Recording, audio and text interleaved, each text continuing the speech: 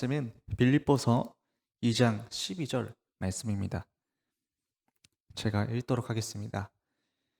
그러므로 나의 사랑하는 자들아, 너희가 나 있을 때뿐 아니라 더욱 지금 나 없을 때에도 항상 복종하여 두렵고 떨림으로 너희 구원을 이루라. 너희 안에서 행하시는 이는 하나님이시니 자기의 기쁘신 뜻을 위하여 너희에게 소원을 두고 행하게 하시나니 모든 일을 원망과 시비가 없이 하라.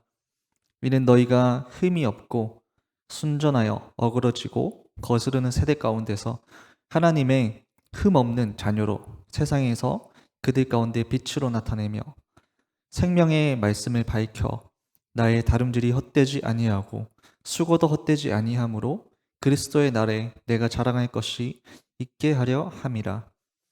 만일 너희 믿음의 재물과 섬김 위에 내가 나를 전제로 드릴지라도 나는 기뻐하고 너희 무리와 함께 기뻐하리니 이와 같이 너희도 기뻐하고 나와 함께 기뻐하라. 아멘. 여러분, 구원을 무엇이라고 생각하십니까? 우리는 하나님의 아들 예수 그리스도를 통해서 구원을 받은 줄 믿습니다. 그렇다면 내가 구원을 받았다면 구원받은 이후의 삶은 어떠하십니까? 구원받고 난 이후에 신앙이 더욱더 성장하고 계십니까? 아니면 변하지 않는 이전과 같은 삶을 살고 계십니까? 혹시 구원받고 하나님의 자녀가 되었음에도 여전히 욕심에 사로잡혀서 분열 속에 있지는 않으십니까? 오늘 본문에서는 그러한 분열 속에 있었던 빌립보 교회의 교인들과 바울을 보여줍니다. 본문에서 빌립보 교인들은 서로 팔을 나누었습니다. 팔을 서로 나누고 갈라섰습니다. 이기심과 자만심 그리고 자기 혼자만이 옳다는 생각 때문에 서로 갈라지는 그러한 분열을 겪고 있었습니다. 바울은 그런 교인들을 향해서 복음에 합당한 삶을 살고 함께 섬기면서 겸손한 마음을 품기를 간절히 원했습니다. 영적으로 병들어 있던 교인들에게 영적인 건강과 온전함을 회복하기 위해서 노력하기를 원했던 것입니다. 그래서 바울은 빌립보 교인들에게 하나님의 흠없는 자녀로 살아갈 것을 말해줍니다. 바울이 하나님의 흠이 없는 자녀로 살아가기 위해서 무엇을 말하고 있을까요? 첫 번째는 두렵고 떨림으로 구원을 이루어 가라는 것입니다. 12절 본문 말씀 제가 한번 읽겠습니다. 그러므로 나의 사랑하는 자들아, 너희가 나 있을 때뿐 아니라 더욱 지금 나 없을 때에도 항상 복종하여 두렵고 떨림으로 너희 구원을 이루라. 아멘. 12절 말씀 시작하자마자 그러므로 단어가 나오는 것을 볼 수 있습니다. 이 그러므로만 보면 조금 생뚱맞게 보여집니다. 그런데 앞선 6절에서 11절에서 말한 것을 이어서 보게 되면 그러므로 이것은 앞선 6절에서 11절 말의 결과라는 것을 알 수가 있습니다. 즉 하나님께서 하신 일들에 대해 우리가 마땅히 해야 할 행동을 말해주는 것입니다. 그리스도를 닮아가는 흠이 없는 자녀로 살아가기 위해서 어떻게 해야 하는지 말해주는 것입니다. 하나님의 자녀된 성도들이 흠이 없는 자녀로 살아가기 위해서 이렇게 해야 한다는 것을 말하는 것이죠. 바울은 그러므로 라고 말한 후에 너희 구원을 이루라 라고 말합니다. 그런데 너희 구원을 이루라는 말을 볼 때 스스로의 힘으로 자신의 구원을 이루라는 말인가 하는 생각이 들 수도 있습니다. 그러나 자기 스스로 구원을 얻을 사람은 단 한 사람도 없습니다. 바울은 그런 의미로 구원을 이루라고 말한 것이 아니라는 것입니다. 너희 구원을 이루라 라는 것은 자기 스스로의 능력으로 구원을 성취한다는 의미가 아니라 이미 받은 구원을 이루어내고 성취해냄으로써 마지막으로 구원에 이른다는 것을 뜻하는 것입니다. 다시 말해서 구원을 우리의 힘으로 행하고 역사하는 것이 아니라 우리가 이미 받은 구원을 성취하고 완수하는 것입니다. 그래서 우리가 은혜로 받은 이 구원을 끝까지 잘 간수하고 잘 지켜서 마지막 구원에 도달하는 것을 말하고 있는 것입니다. 하나님께서는 사람 안에 구원을 역사하시고 구원의 역사를 이루십니다. 그러나 사람이 스스로 일하는 방식으로 이루십니다. 그래서 그 구원이 사람에게 완성과 성취에 도달하도록 하는 그 일을 사람이 하도록 하시는 것입니다. 그래서 우리는 그리스도를 닮아가는 하나님의 흠없는 자녀로 살기 위해서 열심히 노력하고 두려움과 떨림으로 그 마지막 구원을 이루기 위해 늘 힘써야 한다는 것입니다. 특별히 두렵고 떨림으로 구원을 이루라 라고 말하고 있는데 이것은 하나님을 경외하는 태도입니다. 그래서 늘 신중하고 조심성 있는 삶으로 성급하거나 덤벙거리지 말고 구원을 이루어 가라는 것입니다. 어떤 사람이 물에 빠지게 되었습니다. 그 사람이 간신히 주변 사람의 도움으로 목숨은 건지게 되었습니다.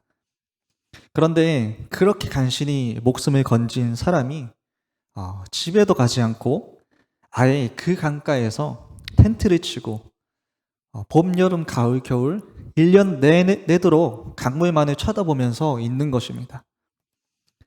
강물만을 쳐다보면서 안도의 한숨만을 내쉬며 세월을 보내는 것이죠.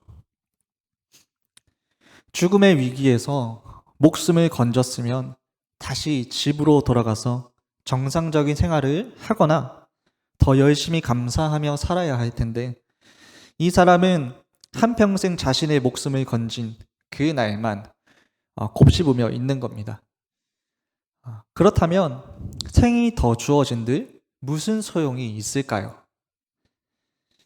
구원도 마찬가지입니다. 하나님께서는 지옥에 안 가게 되어서 다행이라고 말하는 수준에 머물도록 우리를 부르시지 않으셨다는 것입니다.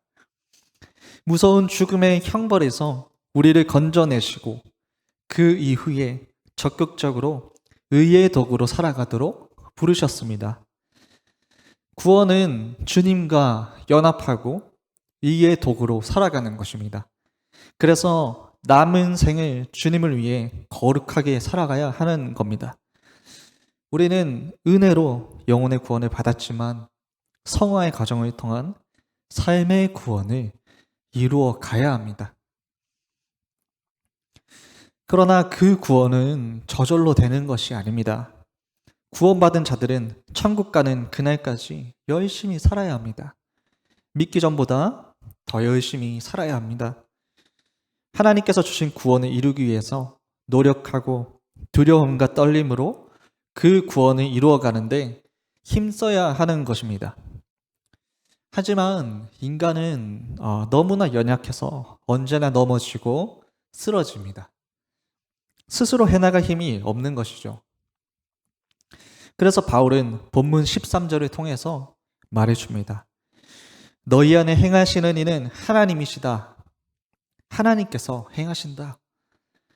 우리말 성경은 여러분 안에서 하나님의 기쁘신 뜻에 따라 결단하게 하시고 행동하게 하시는 분은 하나님이시다 라고 말합니다. 이것은 우리가 구원을 이루기 위해 노력할지라도 그것이 인간의 능력으로 된 것이 아니라 하나님께서 우리 안에 역사하시고 행하신 결과라는 것입니다. 즉 사람의 눈에 보이지는 않지만 하나님이 모든 것을 이끌어 가신다는 것입니다.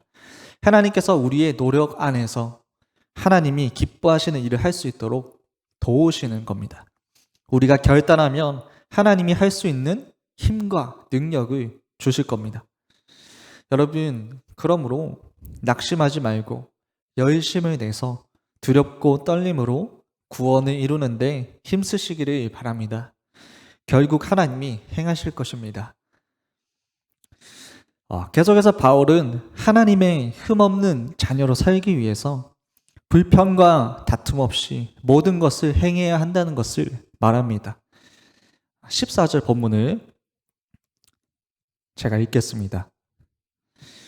모든 일을 원망과 시비가 없이 하라. 아멘. 바울은 무슨 일을 하든지 불평하지 말고 다툼을 일으키지 말라고 말합니다. 여기에서 원망 그리고 불평은요, 불평과 불만이 가득해서 수근수근 거리는 겁니다. 그리고 시비, 다툼은 논쟁하거나 변론하는 겁니다. 빌립보 교인들은 서로 간에 좋지 않은 감정들이 있었습니다. 투덜대었고 뒷담화하고 그리고 의심하고 논쟁하고 누군가를 험담하고 불평했습니다. 그래서 바울은 교회 안에서 이러한 원망과 시비가 있어서는 안 된다고 말해주는 겁니다.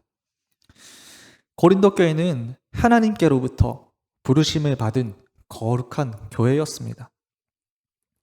그런데 고린도전서 1장을 통해서 우리는 고린도 교회에 분열이 있었음을 알 수 있습니다.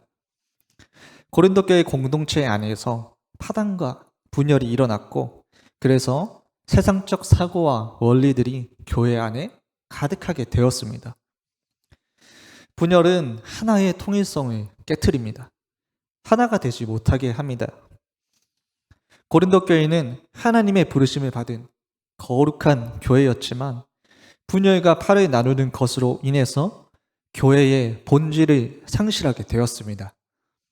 출애굽기 15장에서 17장 그리고 민수기 14장 17장에서도 이스라엘 백성들이 광야에서 생긴 원망과 다툼의 사건들을 상기시켜 주고 있습니다.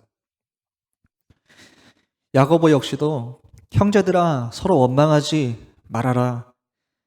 그리하여야 심판을 면한다 라고 말해줍니다. 바울뿐만 아니라 야고보 역시도 신앙 공동체 안에서 서로 원망하며 시기하며 분쟁하는 것은 멸망까지 갈 수 있는 중대한 죄라는 것을 말하는 겁니다. 하나님의 흠없는 자녀로 살기 위해서 평화로움과 그리고 화평과 질서 가운데 행해야 함을 말해주고 있습니다. 원망과 다툼이 없어야 하는 것입니다. 서로를 나보다 낮게 여기는 그리스도의 겸손이 필요합니다. 원망과 다툼은 자신의 영혼을 아프게 할 뿐만 아니라 이웃과 공동체에 큰 위협이 되는 것입니다. 그래서 우리는 그리스도를 닮아가는 하나님의 흠없는 자녀로 살기 위해서 분열과 다툼을 그쳐야 하는 겁니다. 시기와 분쟁을 그치고 그리스도 안에서 화평하며 서로를 세워주고 섬길 때, 그럴 때 하나님께서 영광 받으시고 우리 또한 하나님의 흠없는 자녀로 살아가게 되는 것입니다. 바울은 계속해서 하나님의 흠없는 자녀로 살기 위해서 세상의 빛을 비추어야 한다고 말해줍니다. 바울은 14절 말씀에서 불평과 다툼이 없이 행해야 하는 목적을 15절 말씀을 통해서 알려줍니다. 15절 말씀을 제가 읽어보겠습니다. 이는 너희가 흠이 없고 순전하여 어그러지고 거스르는 세대 가운데서 하나님의 흠없는 자녀로 세상에서 그들 가운데 빛들로 나타내며. 아멘. 이는 너희가 흠없고 순전하여 라고 15절 말씀 상반부에 말하고 있습니다. 이 흠이 없다라는 것은 책망할 것이 없다라는 것입니다. 그리고 순전하여라는 것은 순수하고 순결한 것을 말합니다. 한마디로 바울은 빌립보 교인들이 악한 세상 가운데서 깨끗한 마음을 가진 하나님의 흠없는 자녀로 나타나기를 바라고 있는 것입니다. 그리고 바울은 이어서 어그러지고 거스르는 세대 가운데 라고 말하는데요. 이것은 하나님 앞에서 바르지 않고 굽어진 길을 말합니다.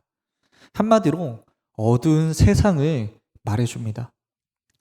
바울은 이렇게 어두운 세상 가운데서 하나님의 자녀된 성도들이 흠없고 순결하게 나타나기 위해서는 성도들 사이에서 다툼과 시비가 없어야 된다는 것을 말해주는 겁니다.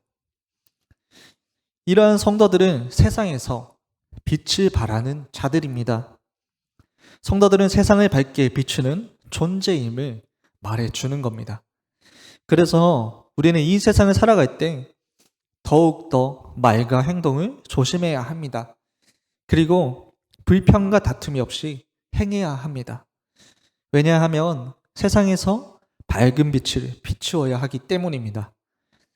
그럴 때 하나님의 빛을 나타내는 하나님의 흠없는 자녀로 살아갈 수 있습니다. 마태복음 5장 14절에 너희는 세상의 빛이라 산 위에 있는 동네가 숨기지 못할 것이요. 요한일서 2장에서도 형제를 사랑하는 자는 빛 가운데 거한다라고 말합니다. 에베소서 5장에서도 너희가 전에는 어둠이더니 이제는 주 안에서 빛이라 빛의 자녀들처럼 행하라. 요한일서 1장에서도 그가 빛 가운데 계신 것 같이 우리도 빛 가운데 행하면 이라고 말씀합니다. 하나님은 빛이십니다. 빛 그 자체이십니다. 그래서 하나님의 자녀된 성도들도 어둠에 거하지 않고 빛에 거하게 됩니다. 우리가 살아가는 이 세상은 혼란이 가득하고 왜곡된 진리가 너무나 넘쳐납니다.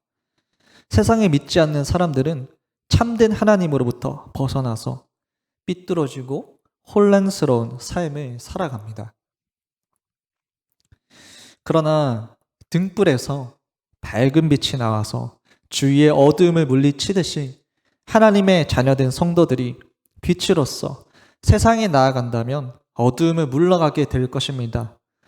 왜냐하면 그곳에 빛 대신 그리스도의 영이 충만하게 임하기 때문입니다. 하나님의 흠없는 자녀로서 어두운 세상에서 밝은 빛을 비추시기를 바랍니다.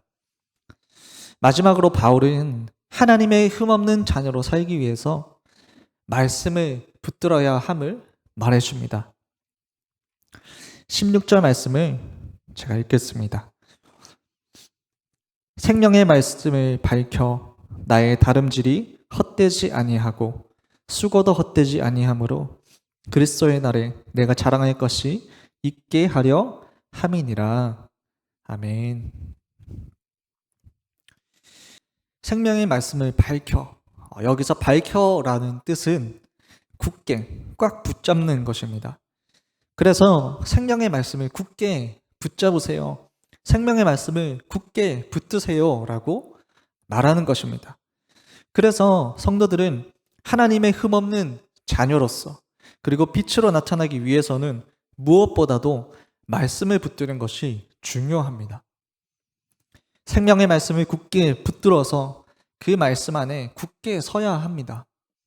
그럴 때 이 세상에 있는 죄악에 물들지 않고 빛을 나타낼 수 있게 됩니다. 바울은 이렇게 해야 되는 이유에 대해서 말해줍니다. 16절 하반절에 그리스도의 날에 내가 자랑할 것이 있게 하려 함이다 라고 말합니다. 그런데 여기서 자랑은 일반적으로 뽐내고 싶은 그 자랑과는 조금 다릅니다. 바울은 16절 상반부에 나의 다름질이 헛되지 아니하고 수고도 헛되지 아니하므로 라고 말합니다. 한마디로 빌립보 교인들이 만약 빛으로 나타나지 못하고 타락해 버린다면 이제껏 바울의 수고는 모두 헛된 것이 되어버립니다. 그렇게 된다면 바울은 마지막 날에 자랑할 것이 없다는 말입니다. 그래서 성도들이 생명의 말씀을 굳게 붙들어서 세상의 빛으로 나타나는 것이 바울의 수고가 헛되지 않게 하는 것이고 마지막 날 바울의 자랑이 된다는 것입니다. 잠언 30장 말씀에서 하나님의 말씀은 다 순전하고 하나님을 의지하는 자의 방패라고 말합니다. 히브리서 4장에서 하나님의 말씀은 살아있고 운동력 있어 자위의 날선 어떤 검보다도 예리하고 혼과 영과 및 관절과 골수를 찔러 쪼개기까지 하며 또 마음의 생각과 뜻을 감찰한다라고 말하고 있습니다. 하나님의 말씀은 살아계십니다. 그 살아있는 하나님의 말씀은 생동력이 있어서 하나님의 능력이 됩니다. 하나님의 흠없는 자녀로 살기 위해서는 우리의 의지요 능력 대신 말씀을 굳게 붙들어야 하는 것입니다.